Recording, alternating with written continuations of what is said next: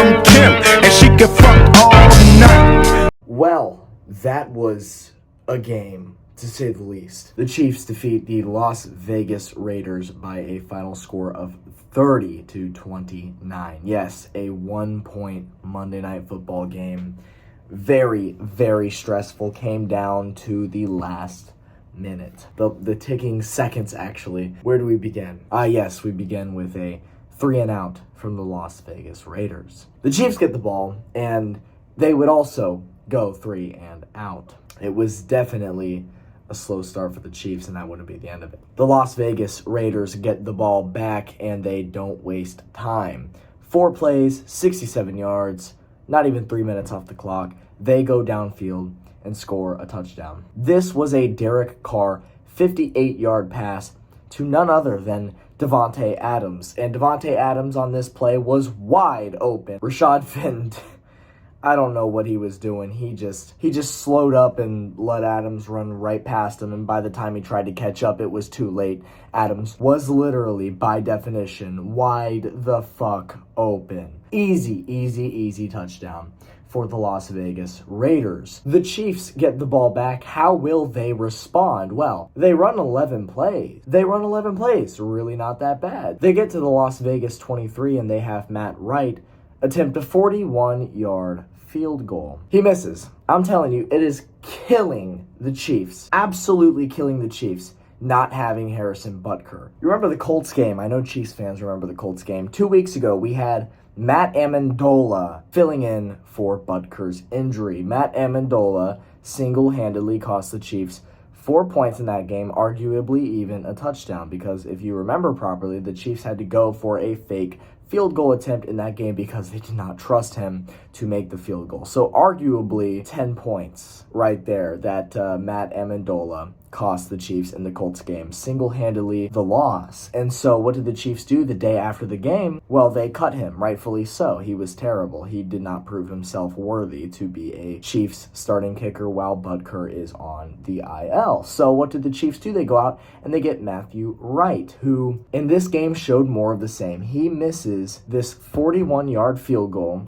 and it's having Matt Amendola all over again. It's really the same exact bullshit, and you're really feeling the pain and the hurt of not having Harrison Butker healthy. Truly, as a football fan, you never, ever realize just how important kickers are until your kicker gets injured and the backups have to come in. I think it's also important to mention that this week, Matt Amendola was kicking for the Arizona Cardinals. Well, with the ticking seconds of the fourth quarter, he missed a field goal, which would have tied the game against Philly and ultimately would have sent it to overtime. Missed it, and Philly wins right there in regulation. So clearly Matt Amendola is the same old Matt Amendola. And Matthew Wright, well, it'll be interesting to see what happens to him after this game. I can't imagine it'll be pretty. But that was just the first mistake by Matthew Wright in this game, just the first. It was at this moment that I realized, wait a minute, why have I been so stressed all week leading up to this game? Oh,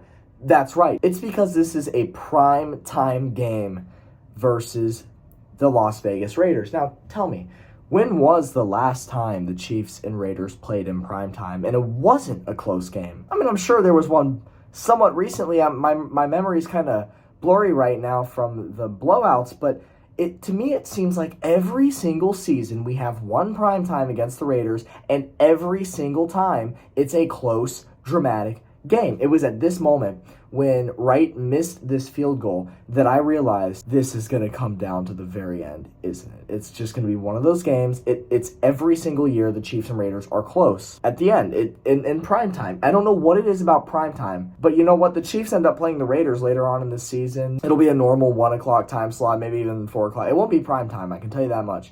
It'll be a normal time slot, and I can almost guarantee you the Chiefs will blow out the Raiders in that game because it's the same thing every single year. When we play them on primetime, Typically early in the season, it's close. It comes down to the wire. But then we play them that second time, they get blown out. It's not even a game.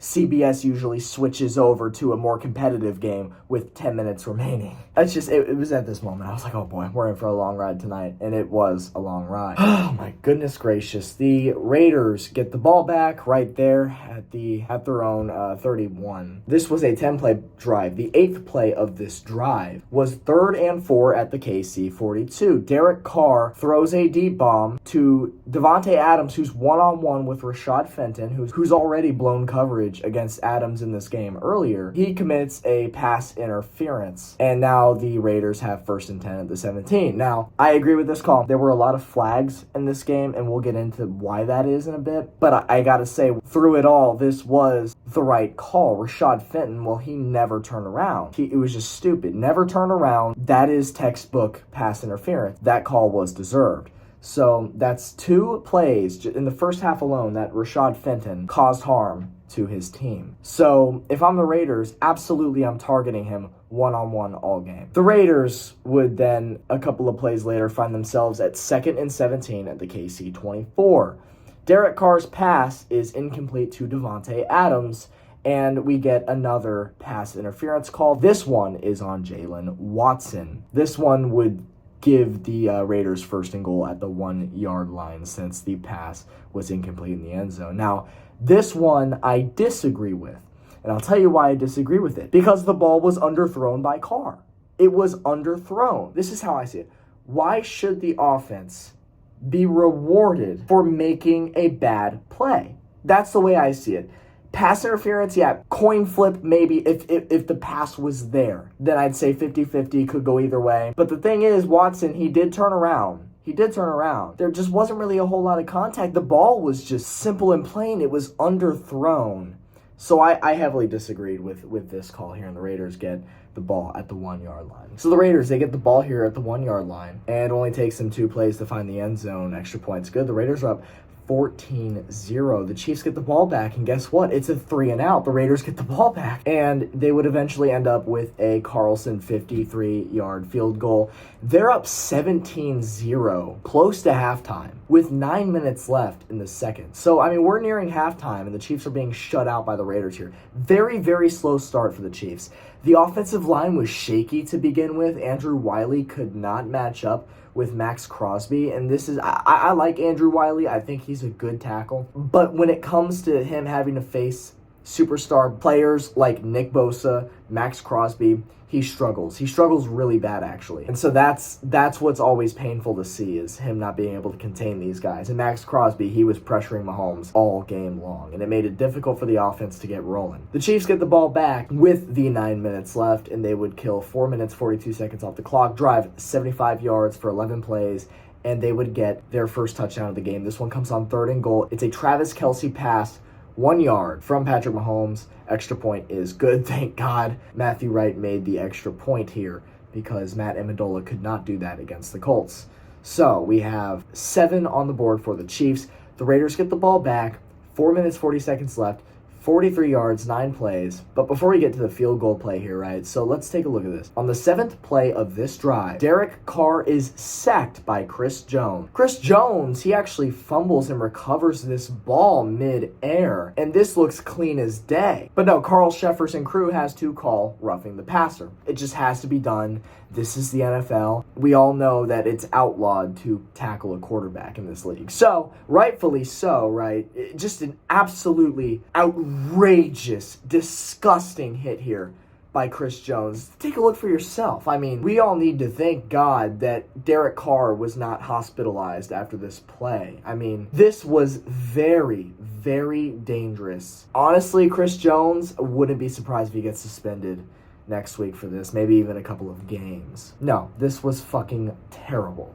And everybody knows it. Everybody who's not a Raiders fan disagrees with this call. It was brutal. It was terrible. And there's a reason that they called this the whole Tua situation. That's why they called it. The entire situation with Tua, him being sacked and concussed as a result, and then coming back in the game when he shouldn't have, which, by the way, was also at fault of the NFL. They should not be penalizing the fans and teams for making sacks because of their own mistakes. That's ridiculous to me. So, Chris Jones gets a roughing the passer call on a strip sack fumble recovery. Chris Jones actually with this play becomes the first player in NFL history to be called for roughing the passer when the passer did not have the football. So how could he be the passer when Chris Jones has possession of the football? First scenario, this is the first instance that's ever happened in NFL history, so I applaud Chris Jones for such a unique accomplishment. Important to note, this was Carl Sheffer's crew that was officiating this game. They're my least favorite crew in football because I was first made aware of this crew Super Bowl 55. And if you've watched my channel long enough, you remember that I very much proudly admit that the Chiefs were bested by a lot in that Super Bowl. But there's no denying the fact that in the first half of that game, Carl Sheffer's and crew were throwing flags left and right on bullshit, stupid, tinky-dink plays. Brutal. Some of the worst calls I've ever seen in my entire life came in the first half of that Super Bowl. Again, without those calls, Chiefs still would have gotten blown out, no question. But I was made aware of Carl Sheffer's and crew that day. They love throwing penalties. They absolutely thrive on them. So when I saw Carl Sheffers was the official for this game, I bite my tongue and take a deep breath. That's what I do because I'm in for a long night of many, many penalties. So rightfully so, the fans all of Arrowhead would boo after every single play for the rest of this half. And even the first couple of plays to start the second half, like 30 minutes later, the Chiefs fans were relentless, starting chants such as bullshit, ref you suck, and others. So there's no denying how Chiefs fans felt about this. There's no denying how football fans in general feel about this. It's a terrible, terrible rule. It's a terrible penalty. And honestly, at this point, why are we not just putting flags on the quarterbacks? We're already putting flags on players in the Pro Bowl starting this year. Why not just put flags on the quarterbacks if you're going to be so goddamn soft with these calls all the fucking time? I don't get it. And quite honestly, no football fan gets it. The quarterbacks are just as much players as wide receivers, running backs, even the fucking kickers. Every player is on the field for the same reason, to compete and play football. Why are we treating the quarterbacks like they're the fucking Queen of England trying to keep her alive in her dying minutes? This is fucking ridiculous. If there's anything to be said in defense of Carl Sheffers, it's that at the end of the day, referees do have a very, very difficult job. I mean, could you imagine? For example, working at McDonald's, you're making cheeseburgers, you make one mistake, you put mustard on one cheeseburger when the customer ordered ketchup, right? And instead of people just acknowledging that as a human error, mistake, it happens. No, the rest of the day, you are shamed. You are hated by everybody else in the building. You are the enemy of the people for the rest of the shift. I mean, that's kind of how I see it for these NFL referees. It is a very, very difficult job, and I can say that from firsthand experience. I have refereed numerous games, such as Pop Warner High School flag. I've refereed a lot of stuff in the last couple of years, and boy, I tell you, it's not an easy job doing it at the middle school level. I can't imagine how it is at the NFL level. So if there's anything in defense of Carl Sheffers and crew, it is that it is a very, very tough job, and if they do make one mistake like they did with this roughing the passer call, it wasn't their only mistake, but it was the one big mistake. You make that one notable mistake, you're going to get flamed for the rest of the night. Nobody likes you. You're an enemy of the people. So that's just kind of the gig you get when you're an NFL ref. So a part of me wants to feel bad for them because really at the end of the day, it's not their say to make these calls. This is the NFL's rules. If there's anybody we should be pressuring, if there's anybody we should be mad at, shouldn't it be Roger Goodell for enforcing bullshit rules like this? And no fans like it. I'm just going to say that. No fans like these roughing the passer calls. We all think it's ridiculous. Take a look at Tom Brady on Sunday. The Falcons trying to pull off a comeback. They get a roughing the passer on one of the softest calls you'll ever see. The guy didn't even fucking land on Tom Brady. Rolled him over to softly take him to the ground so that way he could avoid getting called for roughing the passer, but he still gets it anyway because guess what? This is the NFL. Tom Brady is Tom Brady and we're going to protect him at all costs. He's the greatest of all time. We don't give a shit how soft of a fucking tackle. No. You know what? You could blow up an air mattress on the sideline, bring it over to the 50-yard line where Brady's about to get sacked, lay it down, put some cushions, some pillows, maybe a comforter or two, then lay him down softly and you'll still get called for roughing the passer because guess what? It's Tom Brady and the NFL is going to protect that man at all fucking costs. So this is just what the league has come to with roughing the passer calls. let's move on now. I've been talking about this for a while. This was a strip sack fumble recovery by Jones. Should have been Chiefs football. No, the Raiders get the first down automatic because of the terrible call. And Daniel Carlson ends up drilling a 50-yard field goal to put the Raiders up 20-7. The Chiefs respond. They have 17 seconds left to make something work. It would help that there was a face mask call on the Raiders, giving the Chiefs substantial advancement in the field and giving them more space to work with. And so Matthew Wright ends up lining up for a 59-yard field goal attempt. And you were thinking, oh boy, missed the field goal earlier from 41, right? Okay, there's no way. But you got to remember, this is the NFL and anything is possible. So Matthew Wright actually drills this right down the fucking middle. He absolutely nails this kick with a couple of yards of leeway at the end there. He could have made this probably from 62. This was a remarkable kick from Matthew Wright, and I applaud him for that. So now we go into halftime. To begin the second half, the Chiefs start with the football. 12 plays, 75 yards. And the Chiefs get the touchdown. It's 3rd and goal at the 4-yard line. It's the second Travis Kelce pass touchdown from Patrick Mahomes of the game. Matthew Wright makes the extra point. Thank God. It is 20-17. The Raiders get the ball, and they get a 3 and out. The Chiefs get the ball back, and Mahomes is pissed. The Chiefs are pissed that roughing the passer call, it really got them fired up. So they're just coming on the field with vengeance now. They're ready to tear apart the Las Vegas Raiders at this point, and they drive down the field pretty much with ease. It's 8 plays, 57 yards. 2nd and goal at the Las Vegas 8. Inside of Patrick Mahomes' soul. It's remarkable, and it's something we've never really seen before. So don't take it for granted, Chiefs fans, football fans. It's amazing. We are witnessing the golden era of Kansas City football. Don't take it for granted. It's been remarkable. All right, so the Raiders get the ball back, and they would end up driving down the field, and they would get the field goal, the 47-yard field goal from Carlson to make it 24-23. The Chiefs would end up being stopped, actually, and Matthew Wright attempts a 37-yard field goal, which he misses. This guy makes no goddamn sense. Football makes no goddamn sense. This guy can drill right down the middle a 59-yarder, but miss a 41 and now a 37. He just can't do it. That's his second miss of the day. So thankfully, the Chiefs would be bailed out as the Raiders would be called for holding, and the Chiefs get an automatic first down. They would take advantage of that, get down the field, and with 1st and goal at the 1-yard line, Patrick Mahomes finds the only guy that he's found all night in the end zone. It is Travis Kelce, and it is his 4th receiving touchdown of the game. He ties his career high 4 touchdowns in a game. This guy is remarkable. There's no doubt in my mind that he is the best tight end in the league by a long shot, and that he is the best tight end really ever.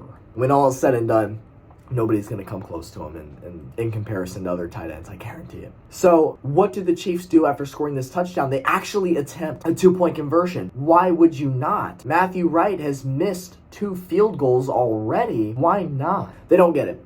And the Chiefs now lead by 7. So if the Raiders hypothetically get downfield, they could tie this game and even put it away if they get a 2-point conversion. Well, let's see what happens, right? The Raiders drive downfield. They find Davante Adams in the end zone. This was an impeccable pass from Derek Carr. I must give credit where credit is due. Derek Carr, he's been criticized a lot this year, hasn't been so sharp in the quarterback department, but my God, did he nail this throw to Davante Adams. Perfectly placed ball. Undefendable from the Chiefs here. 48 yards. They go for the 2-point.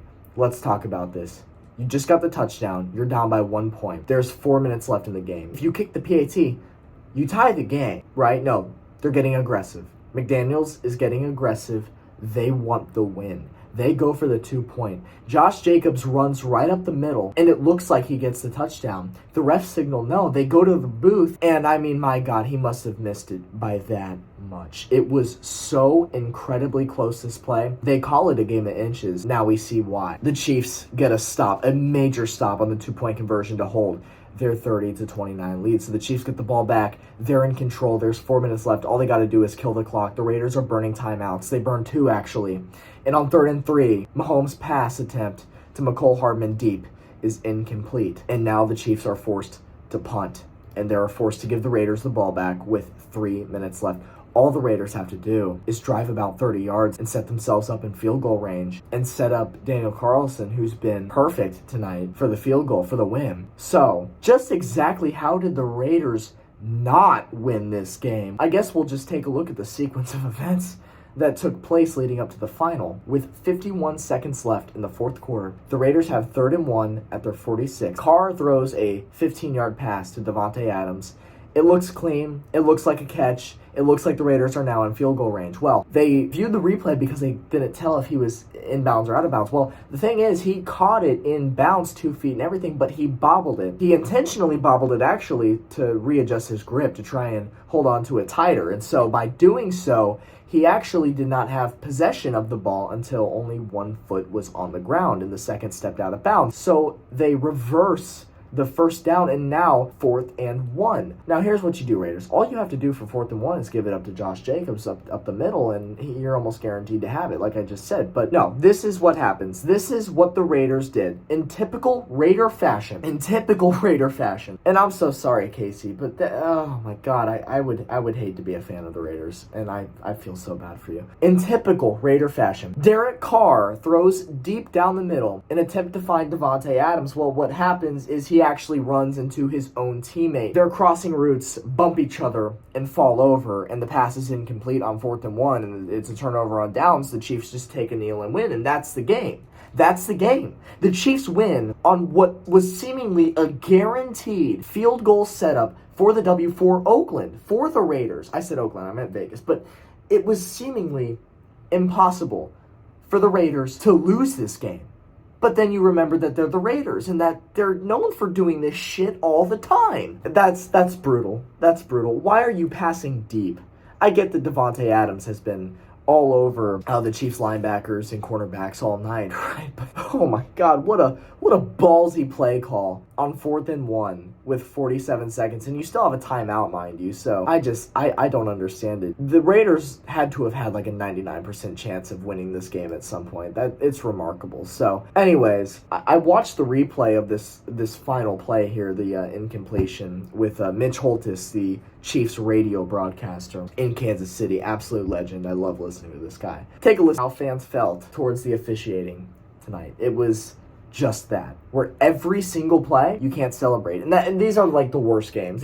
As a football fan, these are the absolute worst games, when there's so many flags being thrown every other play that you can't celebrate when your team makes a good play. You can't celebrate when there's a major, 15 to 30 yard gain. You can't celebrate a first down. You can't even fucking celebrate a touchdown, because as soon as the play happens, you're sitting there waiting for the flag to show. You're sitting there waiting for Joe Buck and Troy Aikman to say, oh, and there's a flag on the field, You're just sitting there waiting for it. And so that is why this call by Mitch Holthus is brilliant. I love it. It sums up exactly how all NFL fans felt watching this game.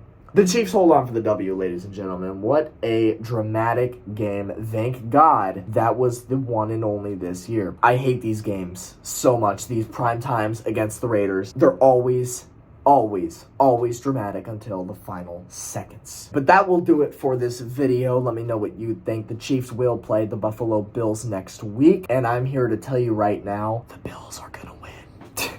I'm sorry. They're going to come with vengeance. They're going to be seeking nothing but revenge all game, and it's going to be an offensive massacre for Josh Allen, Stephon Diggs, the whole crew. And I'm not looking forward to it, because honestly, I'm expecting more of the same result of last year's regular season game versus the Bills, where they just plain and simple blew us out. Kind of expecting that a little bit. But until the game comes, we'll never really know. So I'll catch you for that next week. The Chiefs are now 4-1. The Raiders are 1-4. The Chiefs early on, just 5 weeks into the season, which, by the way, season's already a quarter over. Can you believe that? The Chiefs, 5 games through the season now, are 4-1, and they have started to already kind of separate themselves from the rest of the AFC West, which is pretty much the complete opposite of what was projected to happen in the offseason. With that being said, I think this is the longest recap I've ever made. I had a lot of stuff to go over. It was a game that was worth going over all that. So I hope you enjoyed. I will catch you next time. It's your boy Chiefs Race Bolts. Peace out. And that's about the time she walked away from me.